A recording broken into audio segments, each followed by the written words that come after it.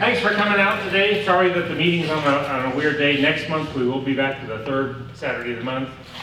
Last week, just too much going on and not enough people to handle all of it. So I appreciate your patience and thanks for coming out.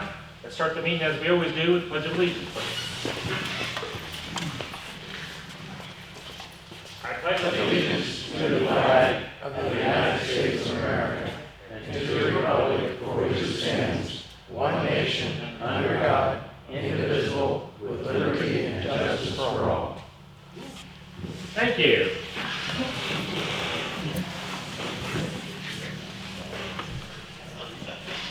I know we have guests today. Do we want to start? Let's start from the back and work our way up. Who's here that's guest visiting? There you go. Rise and shine right to know. David Mills. David Mills? Yes. Hi David, what brings you out today? Former sailor. Former sailor. Yay! About 20 years on the other side of the runway. Welcome back to Layla Naval Air Station. Anybody else? Way back in that are our grandsons, Owen and Luke Whittenborn, and their mother, Michelle, and their soon-to-be sworn-in father, Grant. Hey. New member and future wing leader in Excel. Okay. Anybody else here? Yes, sir. Mark and Carol Schlicht, visiting. We've come to several of the air shows and just want to learn more about the group. And we did get to go to Oshkosh here last July. Well, yay. Well, I'm George Kiefer, and I'm a guest of Dennis Vogan. all right. I'm not really Dennis Vogel. Do you have your name? Yes, you got your name there. Okay. If you read it close, it says, I'm not really. Anybody else want to be Dennis Bogan? Limited time opportunity. For those that are newer, he paid for this about 5 years ago and never came back. So if anybody, he used to be in the hangar straight across from here and he sold his airplane. I don't know if he's still flying or not, but anybody sees him, he gets a free name tag. No, he gets a paid for name tag. New members. I know there's at least one new member back there. Come on up, new members that have not been sworn in. I'm sorry. Oh wait, let me go grab the paddle. Exactly. Cattle. We're moving into the 21st century. We got electric cattle prod now. Oh!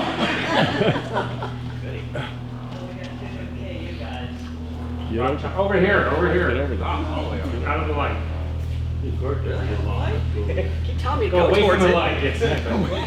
Go towards it. Okay, Jesse Klaus. Jesse Klaus, yes. My name is Jesse Klaus. I grew up on the other side of the airfield as a Sea Cadet. So I've known about this group for a little while. Went to college, grew up, came back through my mother who was a volunteer. And now I'm a new member. So excited to be here. My mic cord's not as long as it might be. Phil England, 30-something year Army aviator. Yeah, flying helicopters. So don't hold that against me.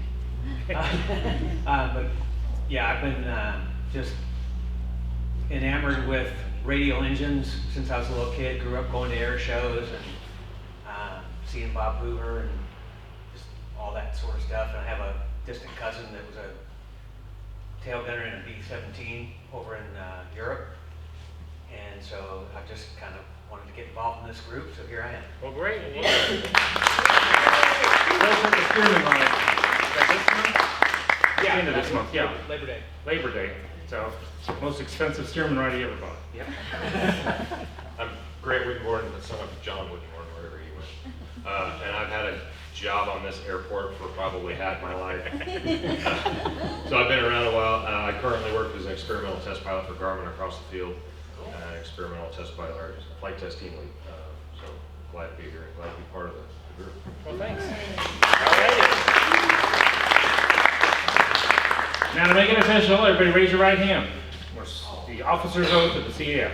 I do solemnly swear. I do solemnly swear. I will contribute my time and talents. I will contribute my time and talents, working to obtain the objectives of the commemorative Air Force, working to obtain the objectives of the commemorative Air Force, and by these actions, and by these actions, reflect credit upon this organization, reflect credit upon this organization, and I will bear true faith and allegiance to my country. and I bear true faith and allegiance to my country. Welcome aboard.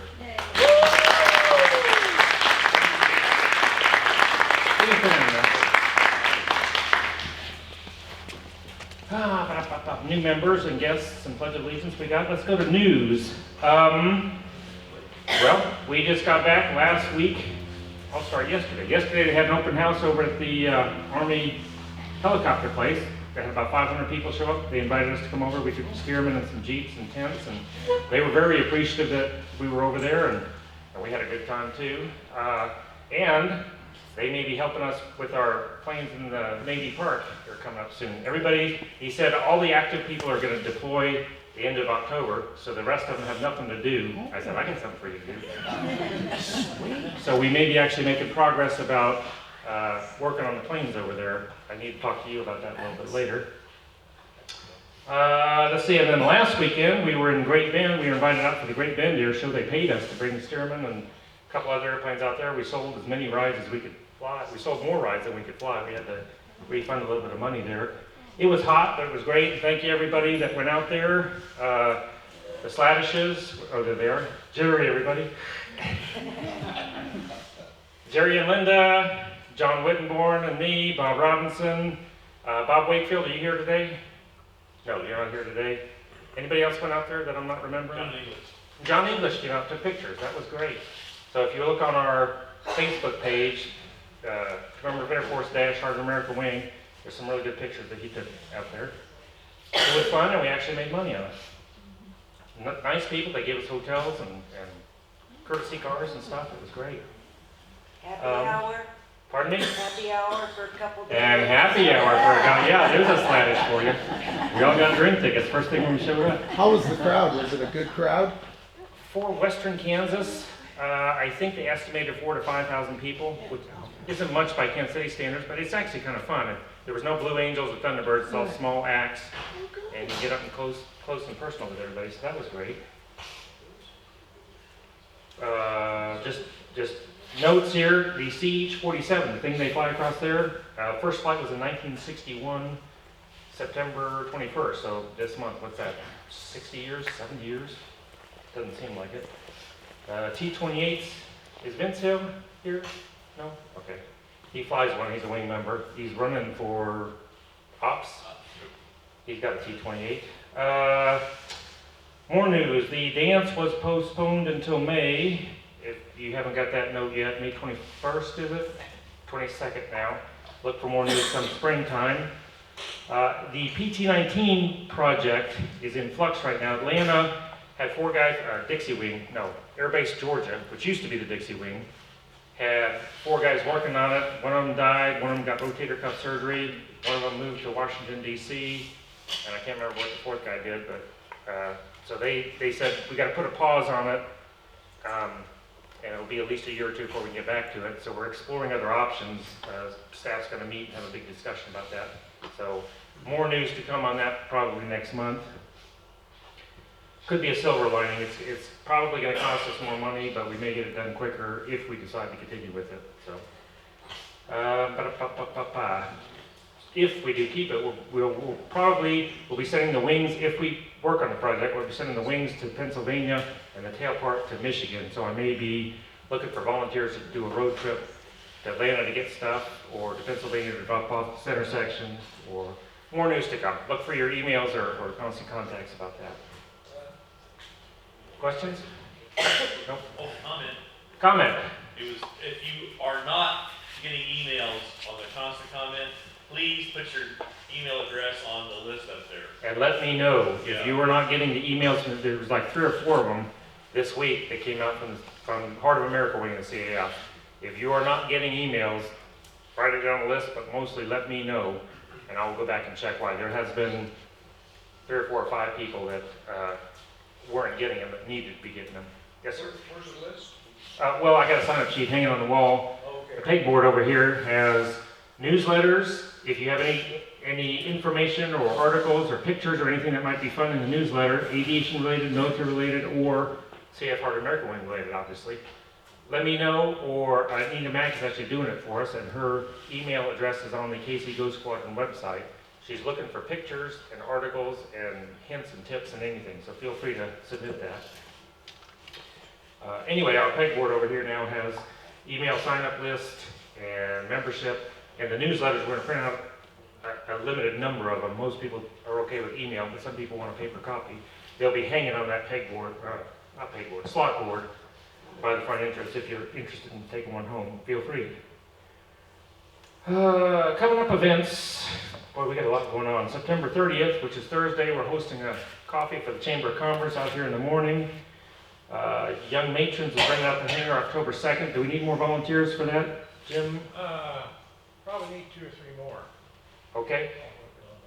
So. If you can help, and it's not a big deal, it's helping parking or moving the airplanes around or something like that. Not high tech, and Jim knows what to do, everything. So wave your hands, Jim Neese. Let Jim Neese know that you can help out, that'd be great.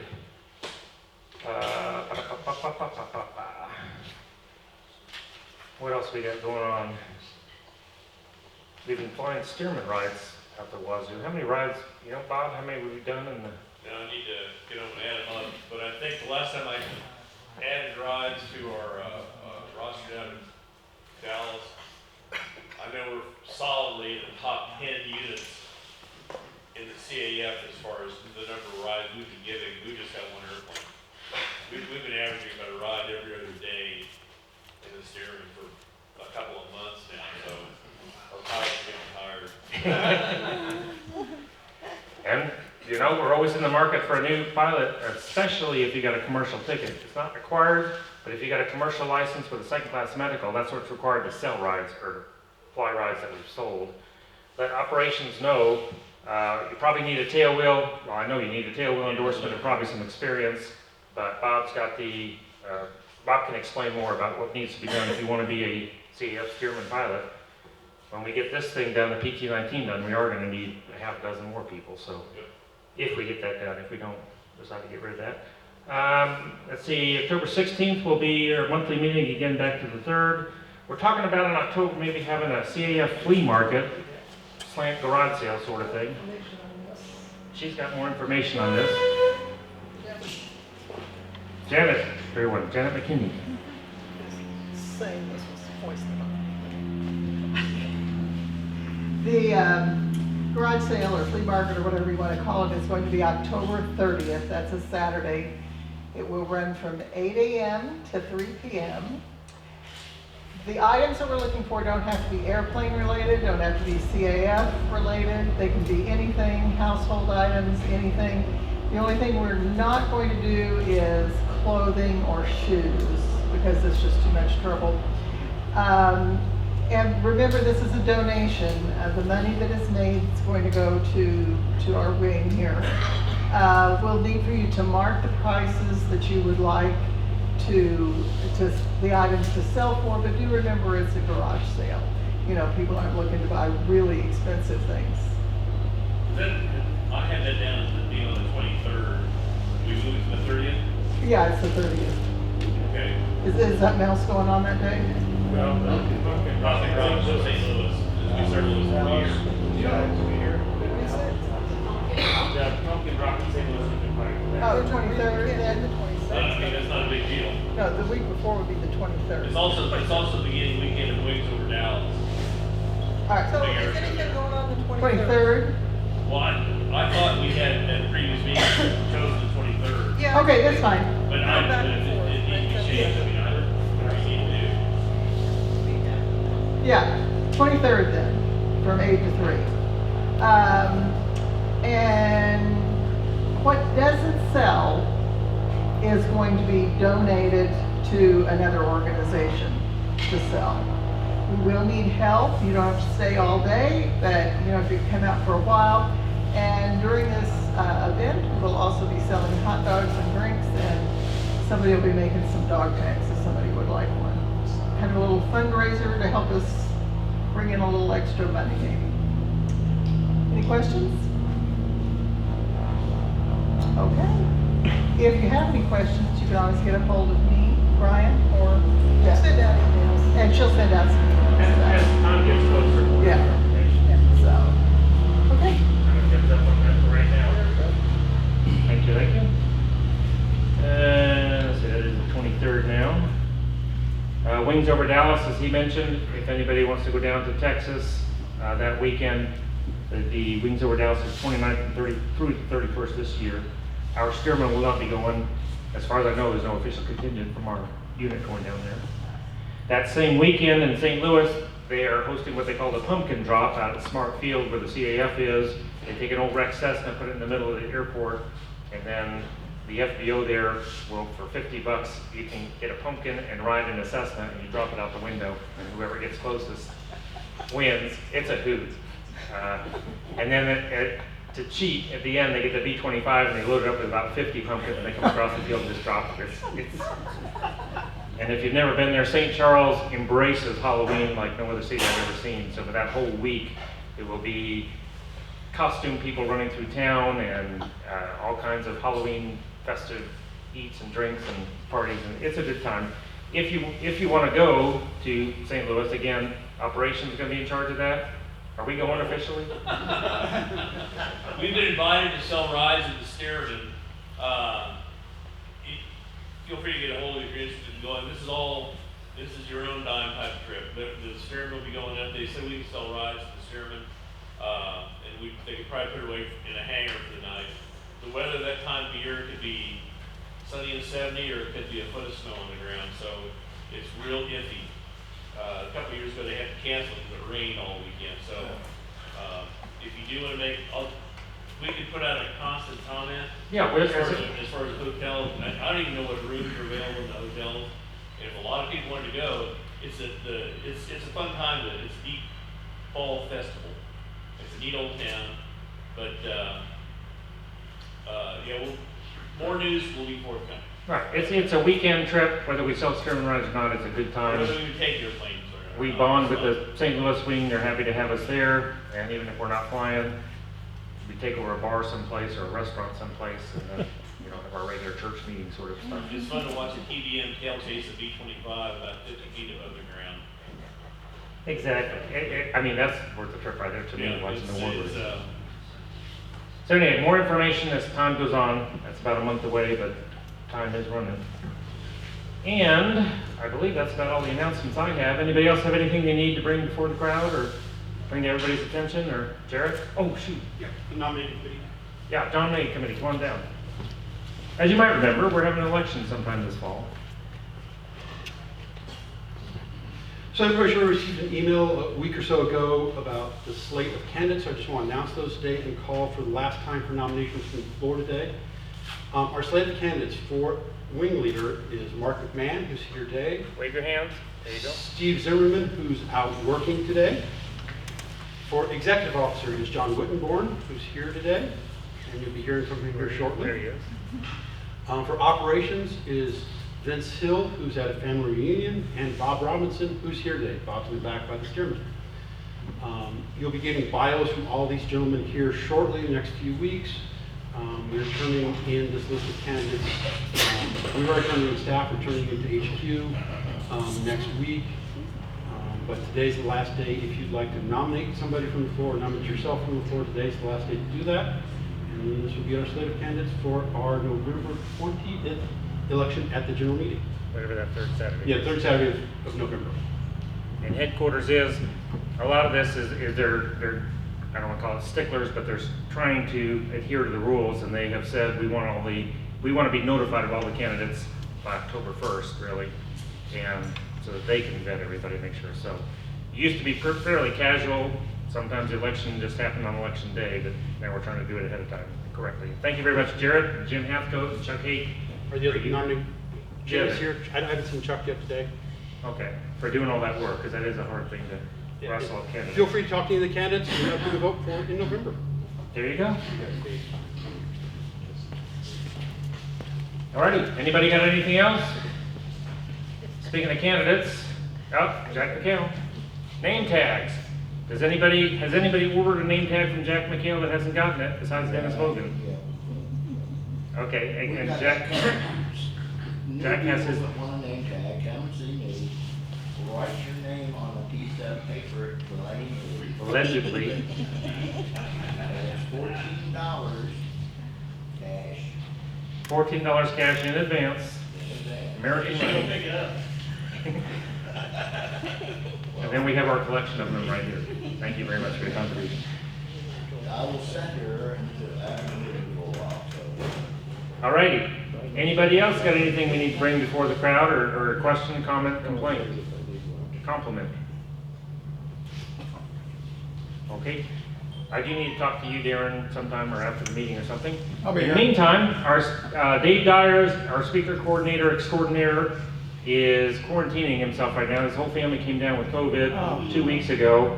He tested positive. He has no symptoms. He's fine, but he's nervous about it. So he regretfully is not at the meeting today, except virtually. He did a little 2 or 3 minute video to introduce our speaker. Our speaker today is our own John Whittenborn. And I guess I'll just start with the video and then we'll have a Q&A after. Okay, be just a moment. Thank you. Ladies and gentlemen, John Whittenborn. Behind me. That's a sneaky one, isn't it? And before we get too enamored of him, Beverly Whittenborn, probably the best thing he's brought to the CAF.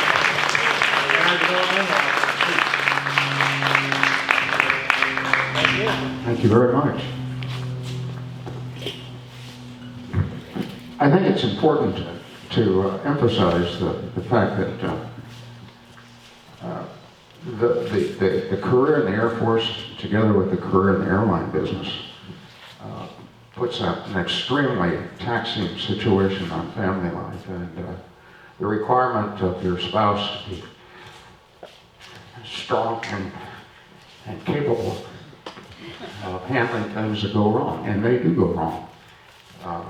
Things break, bones break, a lot of things happen as you can imagine, and they need to take care of that. So this isn't a one-person operation by any means, and Beverly was a key player in everything I did, maybe not at home, but certainly around the world, and she's got some stories to tell about that too. So I've asked her to help me with a presentation and give some of her outlook and some of her experiences during my time, especially in the military and in the airline business, because there were some pretty tense moments in the airline business as well.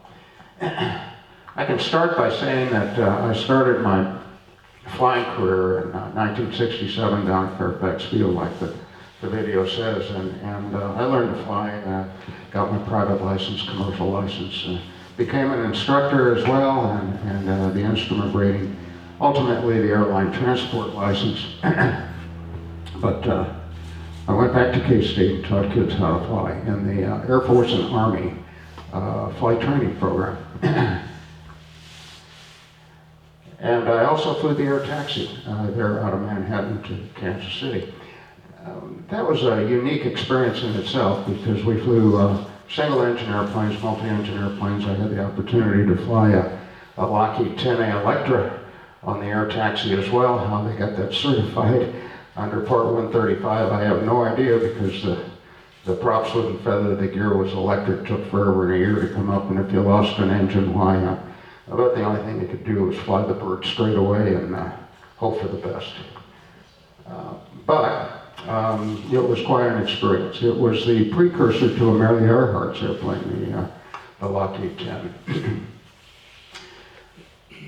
After K-State, Uncle Sam got a hold of me and taught me how to fly all over again. So I went to flying school in Laredo, Texas, as the film points out.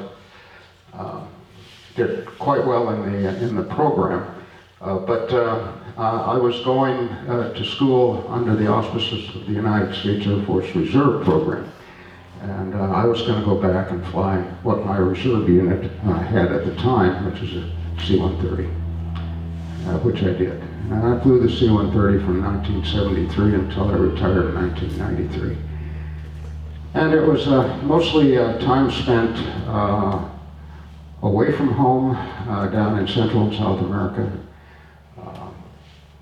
During that time, there were a number of skirmishes going on in Central America. Civil wars in El Salvador, Nicaragua, and of course hotspots in South America and Colombia and other spots, Peru. And the communication from down there back home was very limited. And so we weren't able to get on the cell phone and call home. We had to use the satellite program called the Mars station and reserve a time and limit our communication time as well. And so we did that. The time in Europe was extremely demanding, but it was also very enlightening because a lot of times Beverly could come over and join us at some of the fields. She couldn't go on the missions, which were away from home, but she could join us at, for example, at Mildenhall when we were activated for Desert Storm. She could come over and visit there. We did rotate out of Mildenhall down into Turkey to fly into northern Iraq, and that had its interesting moments. Never got to the desert. I was always up in the mountains in northeastern Iraq, but we flew out of Turkey eastbound for about an hour and a half until we could fly around Syria and down south into Iraq. At which time we picked up A-10 fighter support, and they helped us navigate down at the 300-foot level or lower, which was important because there were a number of areas that were hot spots that small arms, handheld rockets, shoulder-launched missiles, and that type of thing were a factor. The A-10 had the ability to detect those things, and when they detected a radar lock-on or something that was following the airplane electronically, they'd peel off and go after it. To my knowledge, they say we got shot at, but I never saw it. And so that was a bonus. And we supplied munitions and food and things that the military needed up in northeastern Iraq. Landed at one of Saddam Summer Palace's locations. One day they got the runway repaired and we were able to get in and out of there. But we didn't stay. The flights in Panama were interesting. A number of geopolitical things happened at the time that were interesting, primarily in 1989. During the fall of the Soviet Union. I happened to be down in South America and Central America flying out of Howard Air Force Base in Panama. 1989 saw the dissolution of the USSR. And a lot of the things that I was doing in Central America and South America were supplying ammunitions and supplies to rebels, actually, or to government support groups trying to maintain a positive event during a revolution. One of those instances was out of Tegucigalpa, Honduras. We flew into there with Class A munitions, guns and bullets and rockets, and we were supplying who knows what at the time. But we dropped them off. And it turns out after a while, after a number of years and research, that was Oliver North's training base for the Iran-Contra affair. I happened to fly into Teguc in 1982, just after President Reagan took office. And he had yet to make a definitive stand on where we were in terms of our support for the operation of Oliver North. And so when I got there with my guns and bullets, I was barricaded from taxiing into their ramp by what looked like a bunch of 16-year-olds with M16s aimed at the airplane and bullet belts around their necks. So we stopped, and I opened the door, and I think Ed Mesmer can appreciate this. Ed and I were in the same unit together. We flew a lot of places together, didn't we, Ed? Yeah, we did. But anyway, the loadmaster was Ole Olson. And I called up Ole on the intercom and I said, Ole, there's a bunch of kids out here that need some questions answered. And we popped the door and I said, can you go out and help us get in here?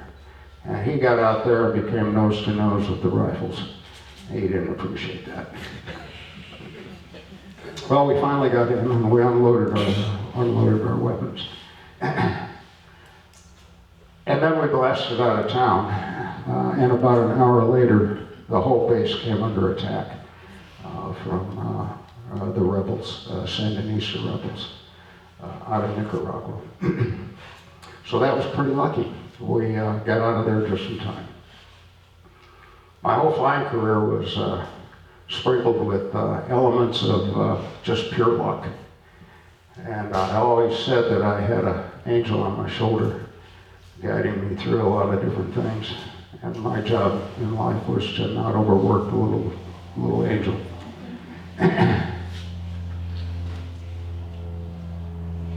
One of those instances of pure luck happened in the airline business. In 1996, July 17th, 1996, I was flying the 747 for TWA. And I go to Honolulu in the wintertime and London, Paris in the summertime. And I decided it was time to go. I had a London trip on the 747 scheduled for the 17th. And I thought, well, maybe I ought to go somewhere else this time. And maybe I'll look into open time and pick up another trip. So I did that and picked up a trip to Paris. And then I went to the hardware store and did some running around, and I felt like I was coming down with a head cold or something, and I thought, well, maybe this isn't the time to go to New York and do something different and break the routine, if you will. And so I went back home, took my name off the list to pick up the trip. Well, the trip was Flight 800, and it, of course, blew up over the Atlantic. 232 people passed away on that trip. And a few of the crew were good friends. And I know Fred Wicke can identify with that. Fred was flying this thing at the same time, weren't you? Well, at any rate, that was one of the turning points of the airline career for me. And I knew that I was just flat lucky. Flying in the Andes in Central and South America was demanding, mostly because of the mountains and the weather. The C-130 was a very, very flexible and versatile airplane. It was like flying a big Cessna if you're a pilot. Big fat wing, lots of power, and very capable. We could haul 41,000 pounds of cargo. And we could airdrop it or we could land it. We could carry 70-some parachuters, and I did that in a number of places. Worked with SEAL teams in a lot of different places in the world. One of those places was down in Key West, Florida, during the time when we were preparing to invade Panama and oust Manuel Noriega. That was SEAL Team 3, I think, and we lost some of those guys in the event down there. Now, I didn't go down and participate in that, but I helped train them, so I knew some of them, and that was a traumatic experience. In the flying business, we all know people that have perished. It goes with the job, I guess, but at any rate, my luck in the business is beyond reproach, and I'm very thankful for that.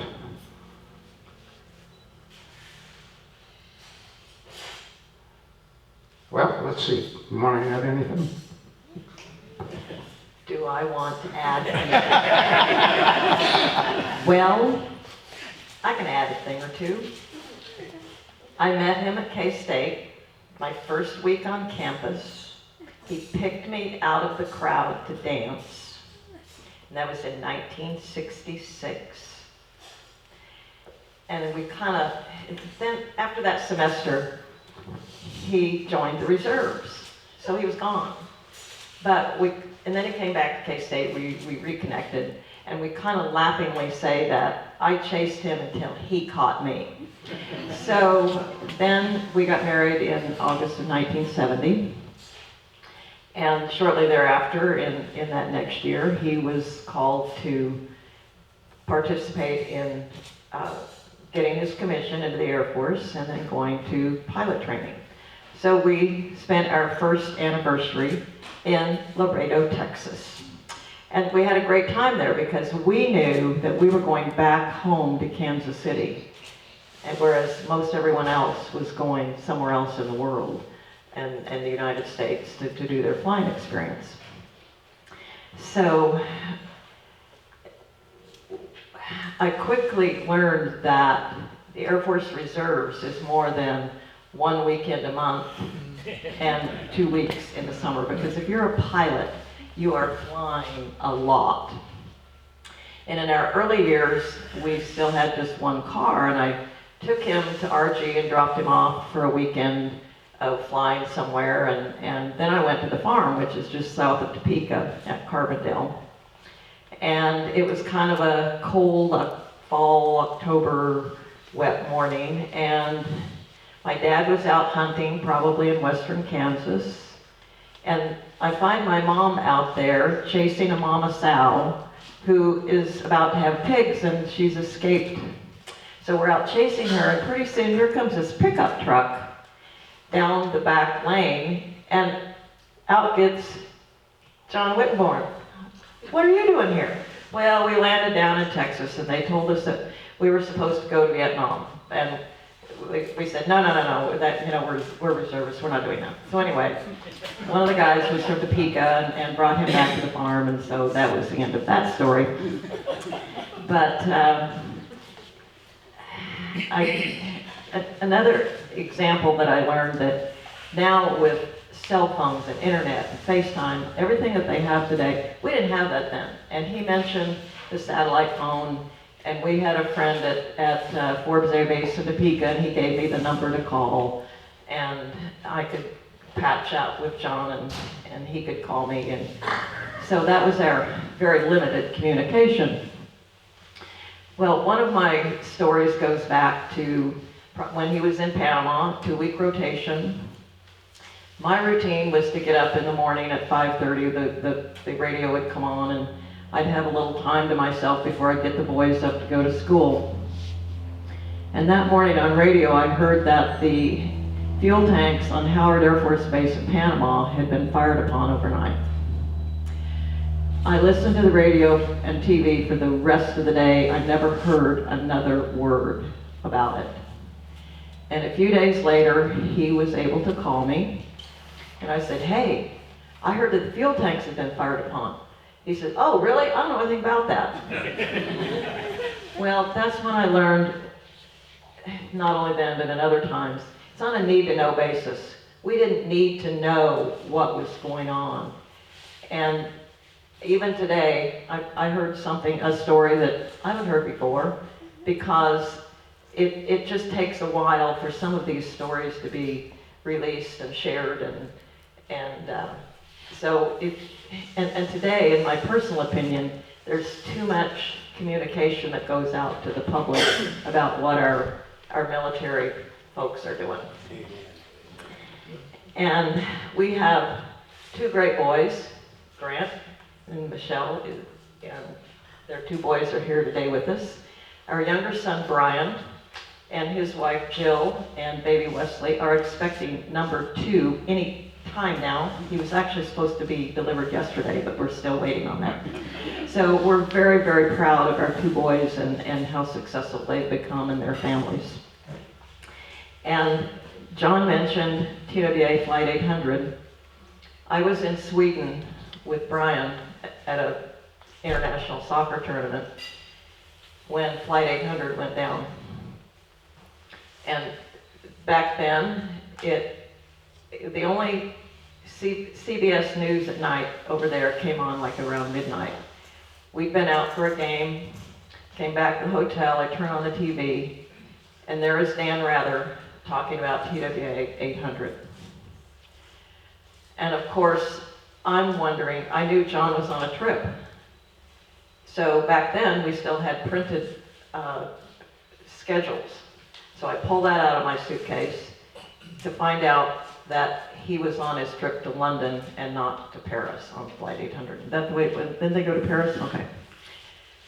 So that was another one of those, oh my, moments that we dealt with. And then of course, there was Desert Storm. And prior to that, he had been taking several volunteer rotations in Desert Shield that fall before. And the day that he was flying home from Europe in January, I get a call from Colorado Springs asking for him. I said, sir, he's not here. And the gentleman told me that, well, he's been called to active duty. He needs to report to Colorado Springs tomorrow at noon. I said, sir, do you know where he is right now? Well, no, where is he? I said, he's returning home from a 3-week rotation over in Europe on Desert Shield. And he'll get there when he can get there, okay? So I went to the airport, picked him up, and gave him the really great news that he needed to report to Colorado Springs. And he got there on Monday. He had an extra little time at home. So let's see. Another example of being at home and in January of 1979, and he was still flying. He was doing his flying with the Air Force Reserves out of RG. We had our son Grant. I was in the hospital with him for a week. John brings us home, gets me all settled with Grant, changes into his flight suit, and goes out to RG to fly. Like, oh, okay, this is what this is all about. And that's the way it continued on for the rest of these years. So just a few little experiences of how I learned of how to be supportive. People have asked me, well, Bev, what do you recommend? I said, well, I'll tell you what. There were times I could have been really upset with him when he was out ready to go fly. I do remember throwing an apple at him once because he wanted to do something. He wanted to stay home, and I said, no, you need to go fly.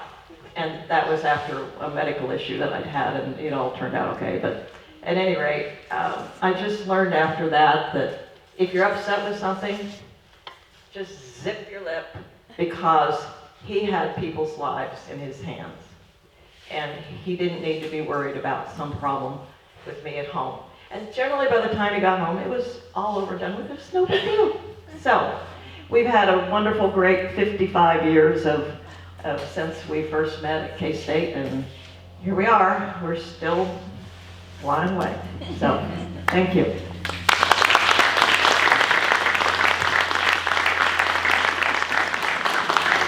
Now that's important. Like I say, it's not a one-person show at all. It really, and there aren't many of us in the flying business that can say we've been together for 50 years. We've got a number of you right here in the room that can do that, but universally speaking, it's a very rare commodity, just because of the nature of the business. People have always asked, what's your greatest experience in the flying business? And I can tell you without a doubt, without hesitation, the greatest experience I had was being able to fly with my son 50 years later at Garmin. As you all know with children, it's a wonderful experience to watch them grow and experience the business that you were in is fine, but not necessarily just that. Whatever they decide to do and become a success. It's an absolute joy, as many of you know. And our grandkids are in the same boat with Owen and Luke, and of course Wesley is fun to watch as he grows as well.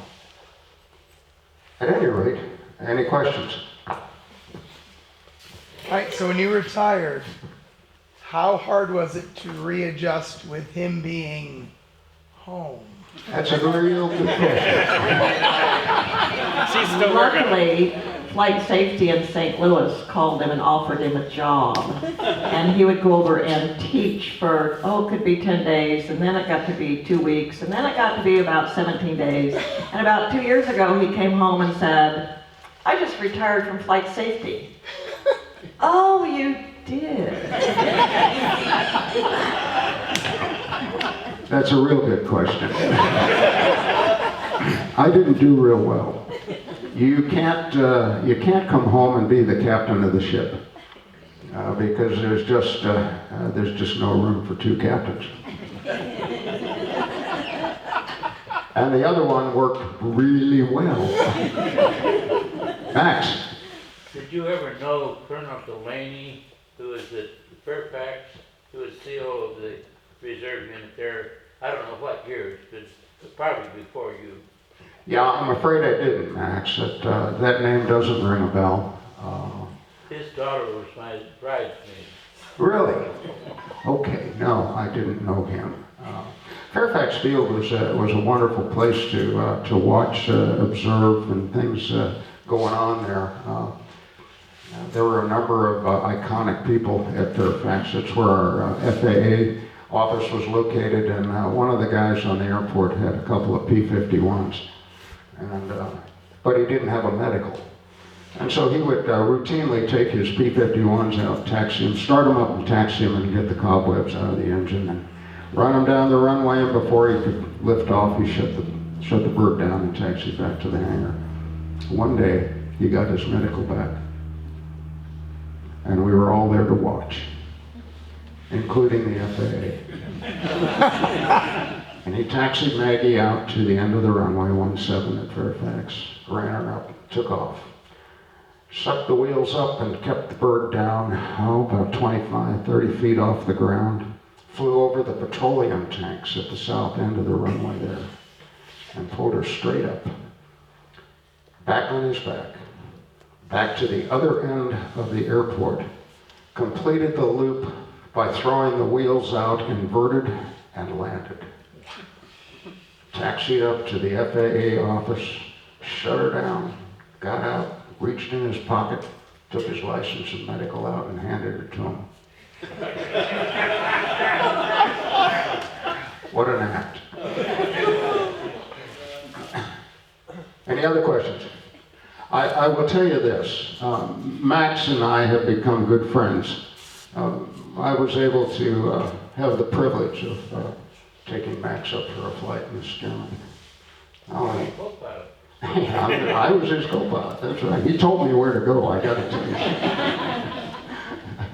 But one of my real important drives in life is to become, not to join anything I don't have an interest in. And by that I mean, when I look at the organizations that I participate in, these are all organizations that have people with a passion, people with a commitment, volunteering their own time and their own efforts and that type of thing. This unit is one of them, and I became involved in it and never regretted it. The job of taking our veterans up is truly a privilege and an honor. And it's a very emotional experience for me. So, thank you very much, Max. Thank you. Any other questions? I will just comment that a couple of years ago, actually it was 2 or 3 years ago, he was awarded the Wright Brothers Master Pilot Award over in St. Louis by way of flight safety. Max is over there shaking his hands for him. But that's another big accomplishment of 50 years of safe flying. So, Bob? And on that note, I'm glad you mentioned that, because this is the quintessential example of you want to speak to the man who's in charge or the woman who knows what's going on. And on that day, there were two other gentlemen that received the award. They had a notebook about this size. The guy pulled out an encyclopedia for John's list of accomplishments. And I bet you if I heard it once, I heard it 10 times, Deb going, "You did what?" I never knew about that. Congratulations.